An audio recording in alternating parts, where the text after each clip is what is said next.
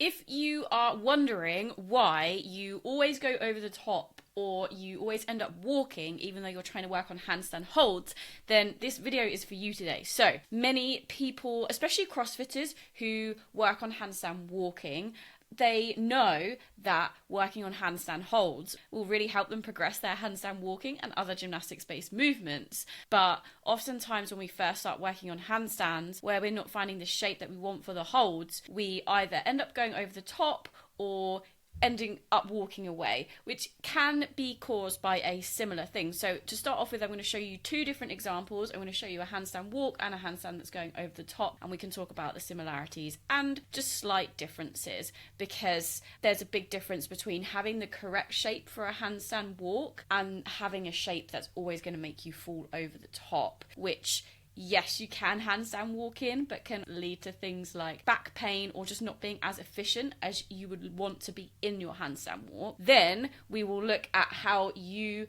can practice actually being able to achieve your handstand hold, because if we can have both, that gives us ultimate control over our handstands. When we look at the shape needed and required for a handstand walk, the main difference between a handstand walk and a handstand hold is shape, and we want to think about leading our feet over the top and having a really strong push upwards through our shoulders, which that's what we want for a handstand hold anyway, is that big push through the shoulders so that we can use our shoulders to walk rather than trying to just use our triceps and bend our arms and push. However, we want to think more about making sure that we are letting our feet lead us and pull us over the top, because that's what's going to give us the momentum behind our walk, which is why we see some people walking with bent legs, because that pulls us over the top of our handstand. So if you're used to finding this shape in your handstand because you're familiar with handstand walking, or you just don't quite have the awareness or control yet to find the correct hollow position for a straight handstand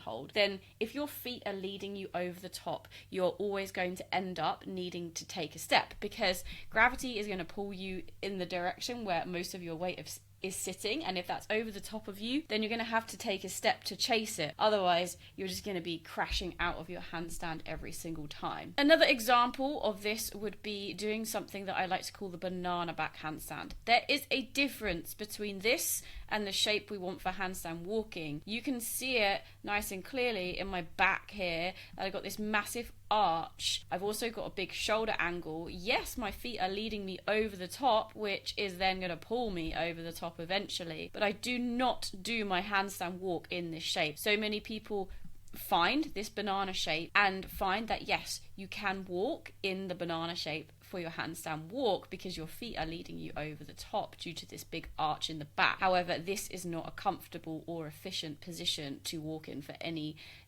distance. You can also see here, because of my angle in my shoulders, I cannot push through them as much as I would like to. And what happens here is, if you're holding or trying to hold the banana shape handstand, what is going to happen eventually is you can see that my feet are just pulling me over the top, and I have to take a step out of it, or I have to bail out of my handstand. How do we combat that and train effectively for handstand holds? I will show you now. First step that is really important is finding the correct shape. Hollow holds on the floor are great, but you're not going to be able to hold a handstand in the same way that you are able to find your hollow hold on the floor, because our core is not necessarily as strong as we'd like it to be, keeping that lower back pressed into the ground, you're going to end up with some element of hinging at the hips for your hollow hold on the floor. By all means, that doesn't mean you should not do hollow holds. We want to strengthen our core and our midline control as much as possible, but we need to add in other elements or movements or drills to help us out along the way with this. So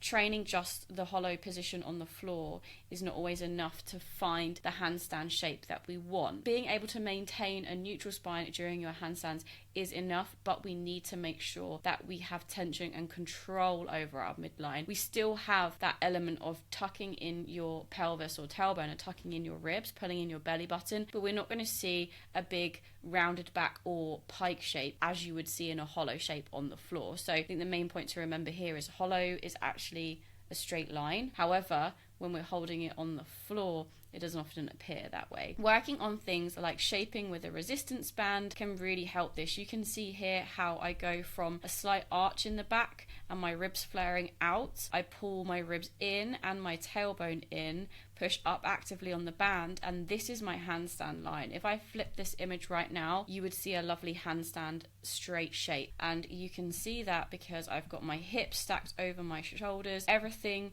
is making a nice straight line. Using the band for this is really helpful because you can see here the band cuts through the middle of my body, creating a straight line, which is what we want to be looking out for when we are working on our handstands. This step is skipped a lot. This drill probably just feels really easy and sometimes unnecessary because of how easy it is. You don't need to use a thick band for this. You just need to be able to repeat finding this shape over and over and over again, because as soon as you start to flip yourself upside down, it's going to feel so much harder to find that shape, because we go upside down, and if we're not familiar with being upside down, we don't know where anything is anymore. So we need to drill this as much as possible the correct way up first before we think about entertaining the idea of going upside down with it. That does not mean that you should only do this, because the way that we build awareness being upside down is by being upside down. So this is where we need to make sure that our training is structured and incorporates all the different elements of the skill that we are trying to achieve, which is why, for example, just kicking up and trying to hold your handstand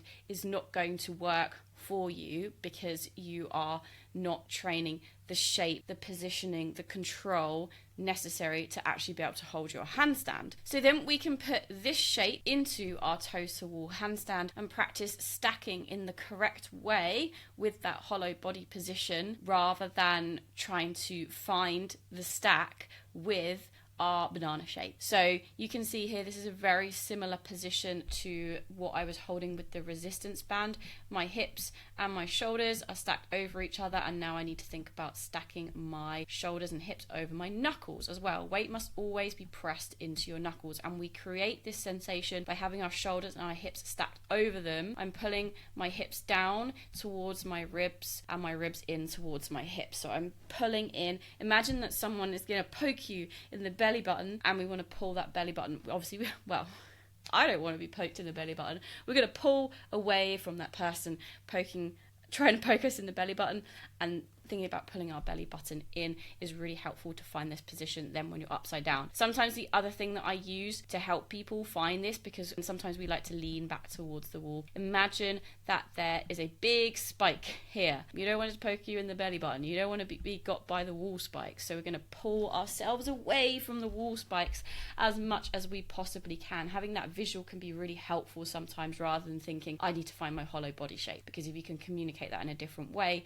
to your brain and your body, I need to stay away from the spikes, it's actually much easier to find that position. And then the last part of this is, how do I find the hold off the wall? This takes time, practice, and making sure that you have the correct shapes in the first instance. So we're building on this every step of the way. We're finding the correct position the right way up, then we're holding it with our toes, just gently resting against the wall, making sure we have that correct positioning. And you want to extend your hold time of that over time, because if you want to be able to hold a handstand for 10 seconds but you struggle to find that correct position, just like this with your toes to wall, and hold that correctly for 10 seconds, then that doesn't correlate and you're not going to be able to find that freestanding position. What we need to do is work on this last part of the kick up, or entry as we call the handstand, because when we are practicing handstands we have a tendency to just whack ourselves up there and try and find that balancing point. In doing that, then our feet tend to join together in that overbalanced position, that banana back position. It's just going to pull you over the top every single time, or you'll end up walking. So we want to train this last part. We're going to use our toes to wall handstand. We're going to slowly shift forwards to make our body feel as light as possible, and to try and make sure that we're just really gently resting our toes on the wall here. Notice how I shift my shoulders and hips forwards first. You can see that I'm piking at my hips slightly to keep my toes on the wall. My hips and shoulders are stacked, and then I'm going to think about trying to pull off the wall nice and slowly. I do this, I don't want to completely open myself up with my ribs and my tailbone. I'm going to squeeze my bum to help me extend at the hip, but still thinking about pulling in rather than letting my ribs flare out, because as soon as my ribs flare, my back starts to arch and I'm going to go over the top. So you'll try and hold it for a couple of seconds and then toes rest back on the wall again. I love this wall facing lifter handstand because it really makes sure that you have the correct position for a hold. If you bring your legs too far over the top, then you will fall, and you need to be confident at bailing to do this drill, but it's really worth adding into your practice if you want to be able to get that solid handstand hold and the control over it as well.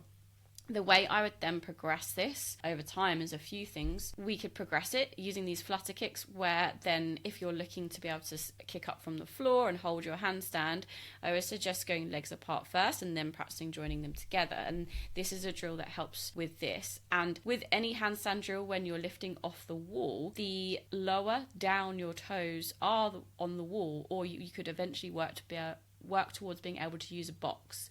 The lower down your toes are, the harder it's going to be. This is a bad example here. So this is when we're showing we're rushing our handstand work, and we don't want to see this. Always, whenever you're training handstands, you want to make sure that you are taking your time and finding our correct positions and making sure that we're not skipping out on these drills that seem a little bit easier here. So hopefully this video has shown you what to look out for in terms of mistakes and how we can correct them by building on drills step by step. And you could do this all in one session. Don't leave yourself stuck at the basics here and not spending time upside down. But if you are a beginner, definitely start out with the more simple drills up against the wall, and then you can increase the complexity and the time held over time.